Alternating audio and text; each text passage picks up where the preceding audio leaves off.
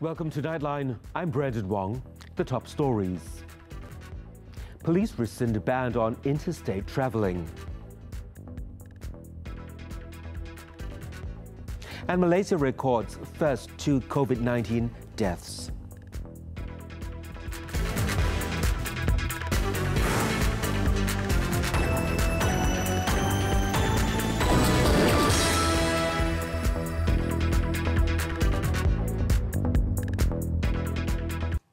Good morning. Bukit Aman has rescinded the ban on interstate travelling. This follows the large influx of people heading to the police station on Tuesday night, seeking permission to travel out of their state. Inspector General of Police Tan Sri Abdul Hamid Bado said the ban has been withdrawn for the time being until the decision is made on the matter at a meeting on Wednesday. He, however, strongly advised the people to stay home and limit their travel given the dangerous COVID-19 pandemic. Earlier, Tan Sri Abdul Hamid stressed that the movement control order is not a complete lockdown.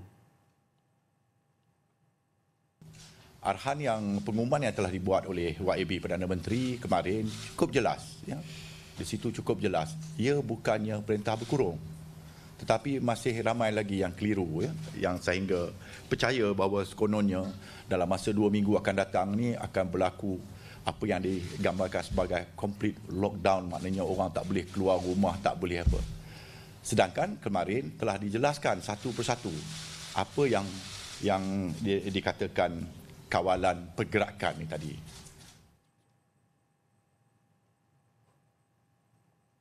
Malaysia recorded its first 2 fatalities in the COVID-19 pandemic on Tuesday.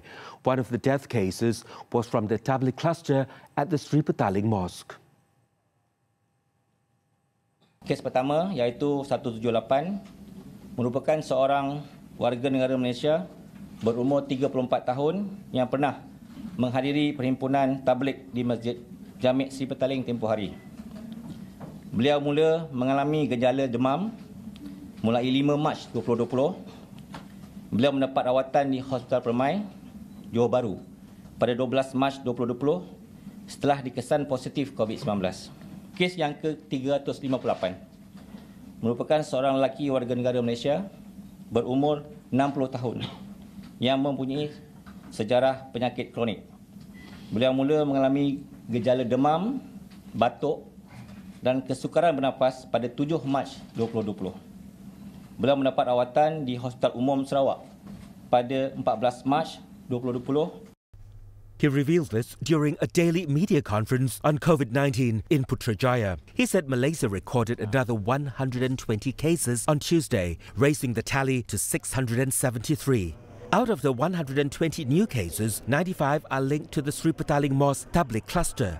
Selangor has the highest number of cases with 161 reported, followed by Kuala Lumpur with 113 cases. To date, Malaysia has the highest number of COVID-19 cases in all of Southeast Asia. And during the movement control order period, eateries can cater for takeaways, but customers cannot dine in. Domestic Trade and Consumer Affairs Minister Dato' Alexander Nanta Linggi said on Tuesday that the move is aimed at social distancing. Barang yang menjual barang makan mesti berterusan. Sebab people need food. Ya. Kedai ruji kita tak tutup. Ya. Isi ya. Kita try to avoid orang datang mengunjung satu tempat. So kalau restoran, itu tidak dibenarkan. Tapi kalau restoran tu berjual take away, boleh.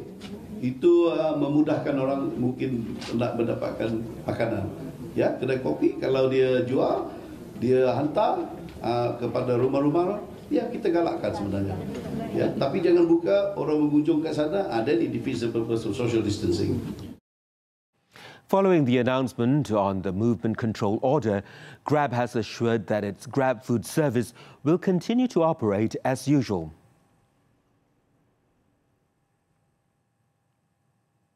Dato' Alexander also urged all to remain calm as he reassured that there are enough supplies for everyone during the 14-day movement control order period. At the same time, the people need to cooperate to ensure that they get through the containment period. We are confident and we know through our information that we have enough. But the problem is, if panic buying happens, then the problem will be, of course, it can cause a lot of problem because everybody rush for it. Yeah. Then the distribution, we have to do also distribution. So that is why we are seeking cooperation from everyone. Yeah? If we don't do panic buying, we can solve a lot of problems. The supplies is enough, but then we still have to have logistics. Yeah? And we still have to have cooperation from the supermarket people or the retailers that they also need to stock up. He also said the government had no plans to impose a restriction limit on essential items as shoppers continue to empty supermarket shelves across the country. The Agriculture and Food Industry Ministry similarly gave assurance that food supplies are sufficient and are under control. In a statement on Tuesday, its Minister Datuk Sri Ronald Kiandi warned that excessive stockpiling of food items can lead to problems in access of food supplies to the people. He said his ministry is closely working with the Domestic Trade and Consumer Affairs Ministry and other relevant ministries to ensure that food supplies continue to be stable and controlled during the 14-day period. Datuk Sri Kiandi noted that the current rice stockpile is at a consistent level and that supply of meat and chicken eggs are locally produced. He said supplies of fish and vegetables also did not show any significant difference. Datuk Sri Kiandi added that his ministry will continue to monitor the situation and keep the public informed from time to time. In a related development, Singapore's Prime Minister Lee Hsien Loong said on Tuesday that the 14-day movement control order imposed by Malaysia will not affect the flow of goods, food supplies or cargo between the two countries. In a Facebook post, Lee said he received a reassurance on the matter from Prime Minister Tan Sri Muhyiddin Yassin when they discussed the situation over the phone earlier on Tuesday. He added that Malaysia's announcement was not surprising, as many other countries have already imposed similar measures. According to the statement, Lee also expressed his happiness at Singaporeans taking developments in their stride and only buying what they needed, despite supermarket queues being longer than usual. The two leaders had also agreed to appoint senior ministers Teo Chee Hean and Datuk Sri Ismail Sabri Yaakob to coordinate joint responses to the COVID-19 outbreak, particularly on measures where both countries could work together or where the actions of one country could affect the other. He then went on to say that Malaysians who live in Johor but go to work in Singapore will have to comply with the order. So far, Singapore has a total of 243 confirmed COVID-19 cases, with no recorded fatalities. For the Immigration Department, Malaysians who commute daily to Singapore will not be allowed to do so until March the 31st. The move is expected to affect over 300,000 Malaysians who work in Singapore and commute daily to the country. This was confirmed by Immigration Director General Datuk Khairul Zaimi Daud on Tuesday, adding that the rule also applies to all Malaysians who commute daily to Danok, Thailand. However, to address concerns over the implications of Malaysia's enforcement of the movement control order, Singapore's Manpower Ministry in a statement said many companies are making efforts to house the affected workers in the country. They are also encouraged to stay with their relatives, friends or colleagues during the period. Singapore's Trade and Industry Minister Chan Chun Sing meanwhile advised businesses that employ Malaysian workers who commute across the causeway daily to activate their business continuity plans.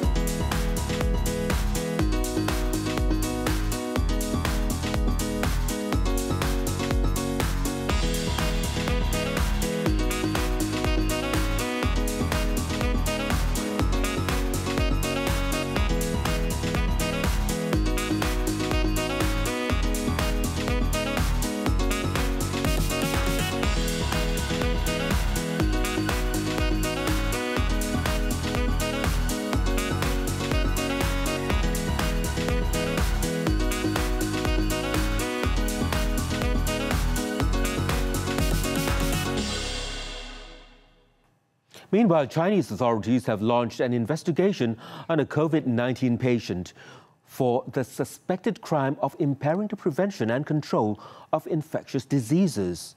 Li, a 37-year-old female patient, developed symptoms including fever and cough on March the 1st, but flew back to Beijing with her husband and son from Los Angeles and arrived at the Beijing Capital International Airport on March the 13th. They were sent to the hospital directly from the airport, and Li tested positive for COVID-19. Li was being treated at a designated hospital while her husband and son were under quarantine. China is cracking down on the illegal acts of refusing to cooperate in epidemic prevention and control, such as falsifying information and concealment of illness, and are bringing those accountable to justice.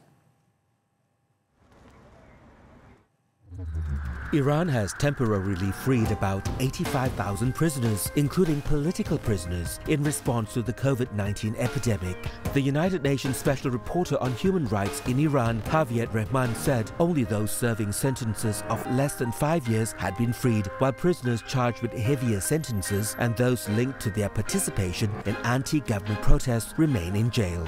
He, however, did not elaborate on when those released would have to return to jail.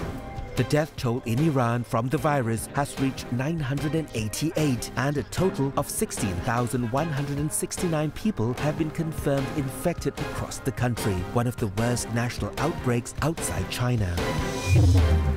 In the Philippines, President Rodrigo Duterte on Tuesday evening declared a nationwide state of calamity for a period of 6 months, unless lifted earlier or extended as circumstances may warrant as a result of the worsening spread of COVID-19.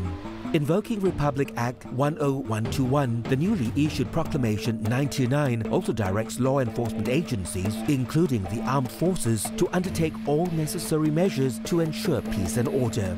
The Philippines on Tuesday reported 2 more coronavirus deaths, bringing the total to 14 after the country's main island was placed on strict quarantine. It also reported 45 new confirmed cases, bringing the country's total to 187.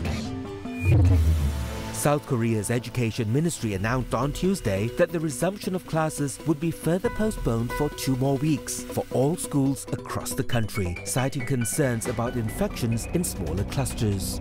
The government has reported 84 new coronavirus cases, bringing the country's total infected to 8,320.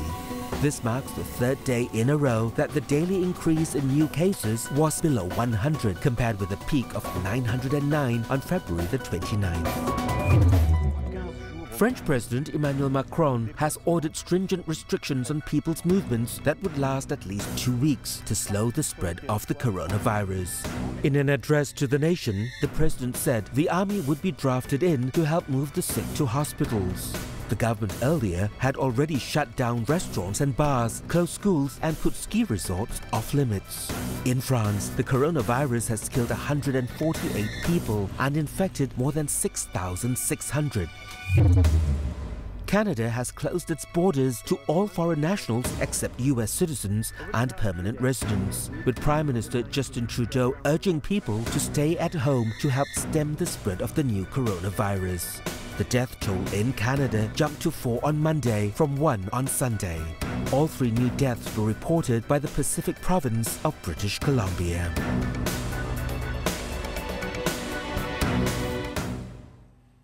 The operations of 4 water treatment plants in Selangor have been suspended after state-owned Syarikat Bekalan Air Selangor Sendirian Berhad Syabas detected odor pollution in Sungai Selangor on Tuesday. As a result, the subsidiary of Air Selangor said consumers could expect unscheduled water cuts in Kuala Lumpur, Petaling Jaya, Klang, Shah Alam, Kuala Selangor, Ulu Selangor, Gombak and Kuala Langat. In a statement, it said Air Selangor had lodged a report with Selangor Water Management Authority for further action. Air Selangor said it was informed that the 4 water treatment plants, namely SSP1, SSP2, SSP3 and Rantau Panjang, had to halt their operations around 7 p.m. after odours were detected in the raw water supply of the river. Lembaga Urus Air Selangor, LUAS, Air Selangor and relevant authorities are conducting investigations and mitigation measures at this moment. Selangor will make an announcement on the water cuts from time to time.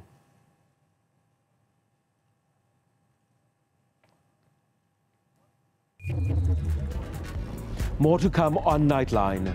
Cops seize drugs worth more than $500,000 ringgit. Stay with us.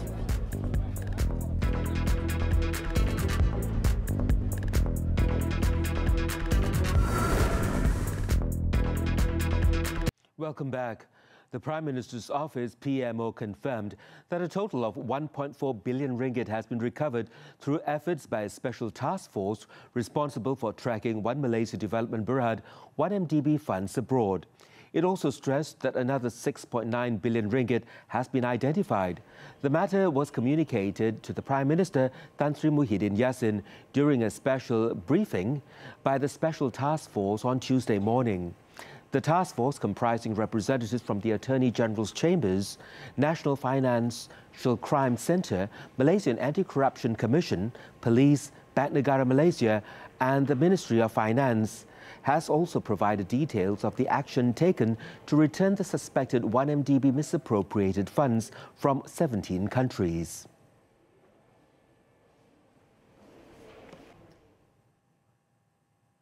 In Johor, police confirmed that there are no elements of sabotage or arson in the explosion and fire that killed 5 people at the Pengerang Integrated Complex near Kota Tinggi on Sunday night. State Police Chief Datuk Ayub Khan Maidin Pichai said authorities will now leave the investigations to the Fire and Rescue Department to determine the cause of the tragedy. Ini kecuali lah ada elemen-elemen apa ni orang kata apa?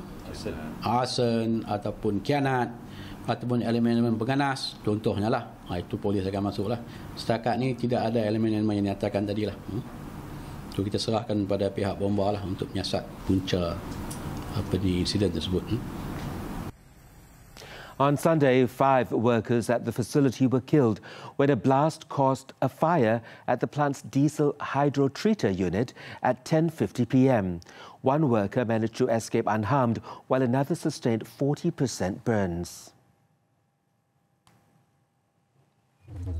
In other local news, in line with the restricted movement order, all civil and criminal court proceedings will be put on hold from March the 18th until the 31st. According to Federal Court Chief Registrar Ahmad Tairuddin Muhammad Saleh, the hearing of all civil and criminal cases scheduled during the period will be postponed to a new date.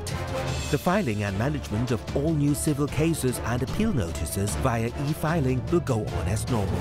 However, in courts which have yet to implement the e-filing system, new cases can only be registered from April the 1st. For civil cases that need urgent action, case filing can be done at nearby courts with the e-Kehakiman system in the state. In Johor, police have seized 21 kilograms of drugs and almost 5,000 ecstasy pills worth more than $500,000 ringgit in a drug crackdown last Wednesday. The drugs, heroin, methamphetamine and marijuana were seized during a raid in an apartment in Tampoy. The value of the drugs seized is estimated at 540,000 ringgit. Also confiscated were 2 cars and 1,600 ringgit in cash. Police also arrested 4 suspects during the raid, and they are being remanded till March the 19th to facilitate investigation under the Dangerous Drugs Act 1952.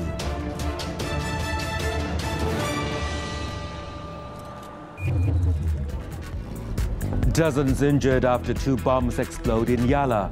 More on this when we return.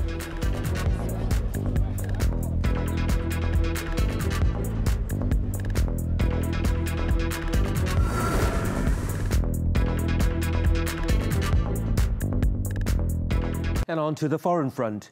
In Thailand, authorities have launched a probe into a twin bomb attack incident that rocked a major government office in the insurgent-hit southern Yala province on Tuesday, wounding at least 25 people. The injured include 5 local reporters, several police, soldiers, bystanders and local officials. According to a military spokesman, the 2 explosions took place in front of the Southern Border Provinces Administrative Centre (SBPAC) at around 10:30 a.m. local time. It was understood that the office was hosting a government meeting on the region's response to the outbreak of the coronavirus during the time of the attacks. CCTV footage showed a bomber parking a pickup truck planted with explosives in front of the center and then placing another explosive device in the middle of the road before fleeing on a waiting motorcycle. Police said the first bomb that exploded in front of the office was intended to draw the attention of those in the meeting before the second device went off 10 minutes later, wounding the crowd. However, none of the victims were seriously injured and there was no immediate claim of responsibility for the attacks.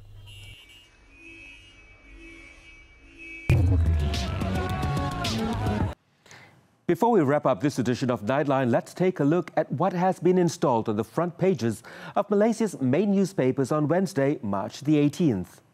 The New Straits Times highlights the government's call for all Malaysians to remain calm during the movement control order period.